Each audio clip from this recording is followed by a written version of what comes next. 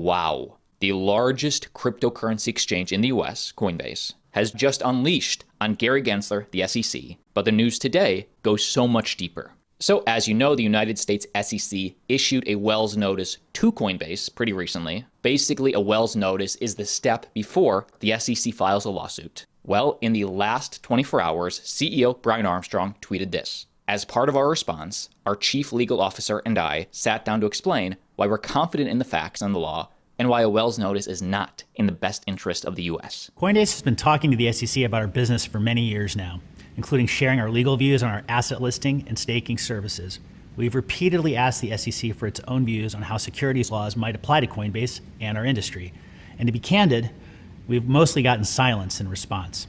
So basically, in this video statement, their chief legal officer does most of the talking. Brian Armstrong does come in at the beginning and the end. But this is them explaining how seemingly two-faced the SEC has been. But we were very proud when 2 years ago, in April 2021, the SEC declared effective Coinbase's registration statement, allowing Coinbase shares to be sold to millions of retail investors. That moment came after months and months of review by the SEC. The SEC asked a lot of questions about our business and our services, which looks very much like the business we have today. And we answered those questions in detail. That included questions about our asset listing, our staking service, Coinbase wallet, and all of the legal analysis we'd done related to those products. I understand that the Wells notice means that the staff has reached a preliminary determination that aspects of our company's core business violate securities laws. So I want to be very direct with you. Coinbase does not list securities. We use a robust process based on SEC guidance to make sure that we don't list securities. We reject some 90% of the assets that we review.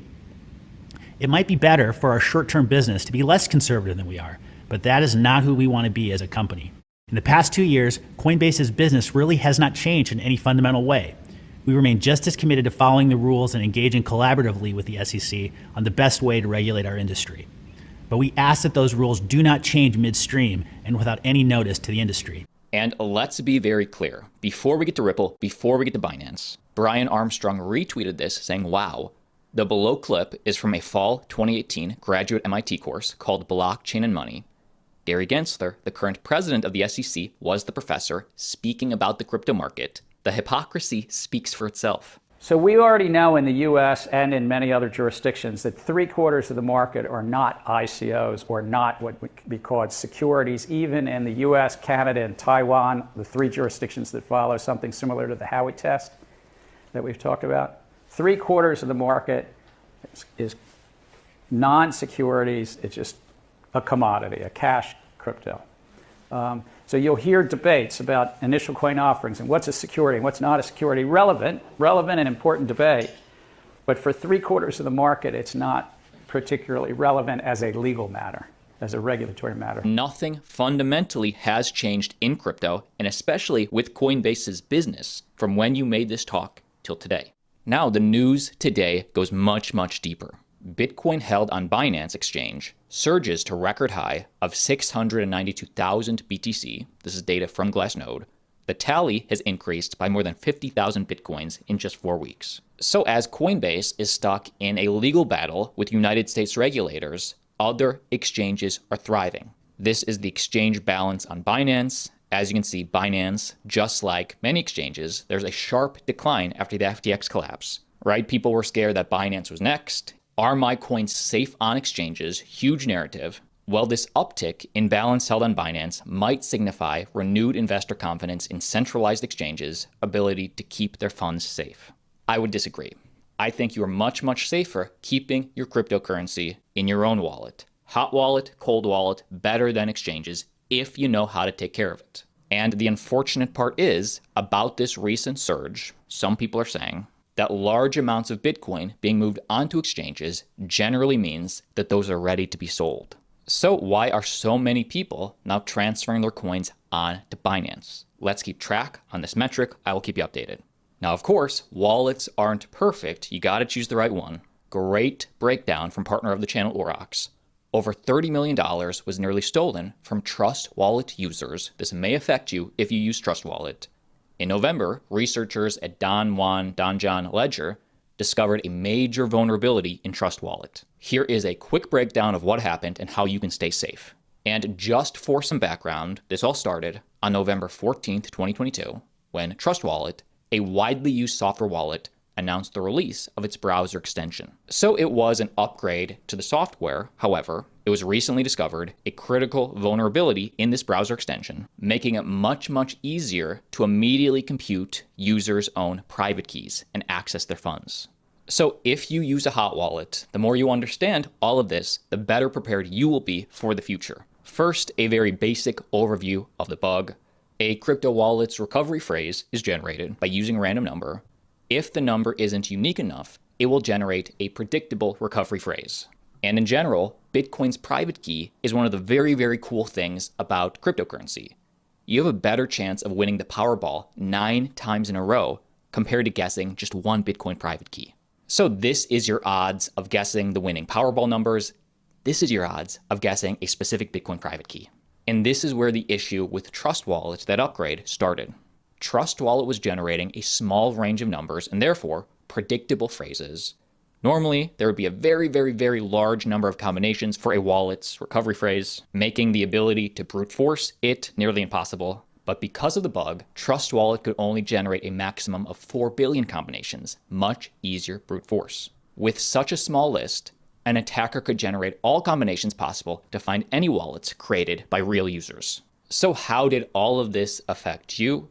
Well, fortunately, only about $100,000 in funds is reported to have been stolen. But if you downloaded Trust Wallet extension to create a new wallet in November, you will need to withdraw all your funds from that wallet. Do not reutilize the mnemonic phrase or any wallets associated with it. Better yet, use a wallet that's safer and not impacted by this. Use the Aurochs wallet. You do what you want. I personally do use the Aurochs wallet, and they do offer features that do make it much safer. Transaction simulation, which I like, smart contract monitoring, as well as phishing detection. I actually talk about this in detail with the Aurochs CEO. I will link this interview down below. And before we get to Ripple, I do just want to say, huge update if you like Avalanche. Excited to announce our expansion to the AVAX blockchain. So the multi-chain expansion continues, and why they chose AVAX. Avalanche's speed, scalability, and security makes it perfect for Aurochs. And by the way, the mainstream media isn't reporting on this. I will. PayPal just announced at Consensus 2023 that they're enabling on-chain transfers from Venmo accounts, including to on-chain wallets. The new thing that we're going to mention today is Venmo, transfers out of Venmo, the US wallet, 75 million. And the thing that, what my takeaway from that is that Venmo was designed as a peer-to-peer payment system. And again, this is where we're going with this Web3 stuff, and that's why I mentioned that first. Is that so? Do you want to talk about the Venmo thing? Of course, I would love to talk about that. So as Ian is making reference, starting in May, we are going to be enabling on-chain transfers from Venmo wallets too, meaning that you can buy crypto on Venmo and send it out. Thank you. Thanks. So you can buy crypto on Venmo and send it to another Venmo user. You can send it to a PayPal user. You can send it to external wallet. You can send it to your hardware wallet, which we think is something fundamentally important in two ways. So the first of all, it is choice. Consumers have been asking for that for a long while. We have the proof of success on the PayPal side, and now we are bringing the same functionality to the Venmo users. And second, I'm sure that many of us in the room, and you and I and the audience spend a ton of time talking to the folks who are challenging, are there use cases for crypto? Are there use cases for where can I use it? So, well, there you have one use case. Now we are enabling, through crypto, we are enabling fast and free and near instant transfers between Venmo wallets and PayPal wallets, which is basically connecting to the largest network and wallets in the country. We're super excited about that. So PayPal and Venmo, huge financial juggernauts, have hundreds of thousands, if not millions, of daily active users, and they clearly understand that crypto is not going away, whether it's in the US or not. Crypto is only getting bigger. Well, what about Ripple? Ripple sold $336 million worth of XRP tokens in Q1, reports strong XRPL growth. So the firm continues to sell XRP only in connection with its international transaction product. So although this article sort of frames this as negative, they're selling XRP, this is actually in relation to their ledger's growth, which is a positive. The sales were in connection with Ripple's on-demand liquidity product, which helps customers to move money around the world. And if you like XRP, you'll like this, because XRP Ledger on-chain activity remains strong in Q1, with decentralized exchange volume increasing 34% from the fourth quarter to now 115 million.